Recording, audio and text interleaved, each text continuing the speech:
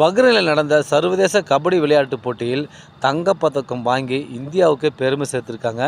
நம்ம தமிழ்நாட்டில் கண்ணகி நகரை சேர்ந்த கார்த்திகாங்கிற பெண்ணு. கார்த்திகா சின்ன வயசுலேருந்தே கார்ப்பரேட் ஸ்கூலில் தான் படித்தாங்க.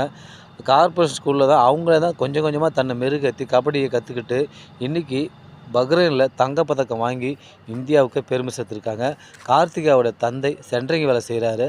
கார்த்திகாவோட அம்மா பல ஆண்டுகளாக நகராட்சியில் துப்புரவு பணியாளராக பணி செஞ்சுருக்காங்க. இப்போ தான் தொழிலை மாற்றி கார்த்திகாவாக ஆட்டோ ஓட்டிகிட்ருக்காங்க.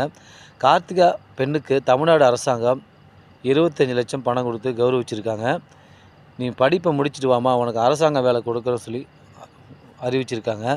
என்னோடய கேள்வி என்னென்னா, மேட்டுக்குடி விளையாட்டாக இருந்தால், அது செஸ் போட்டியில் ஜெயித்தா, கிரிக்கெட்டில் ஜெயித்தா கோடியாக கொட்டி கொடுக்குறாங்க இந்த அரசாங்கம். இப்போ கூட முகேஷுக்கு எத்தனையோ கோடி கொடுத்தாங்க தமிழ்நாடு அரசு. ஆனால் கார்த்திகாவுக்கு 25 லட்சம் தான். ஏன்னா கார்த்திகா கார்ப்பரேட் ஸ்கூலில் தானே படிச்சுது. கார்ப்பரேட் ஸ்கூலில் தானே கபடி கற்றுக்குச்சு. கார்த்திகா தாயார் ஒரு துப்புரவு பணியாளர் தானே.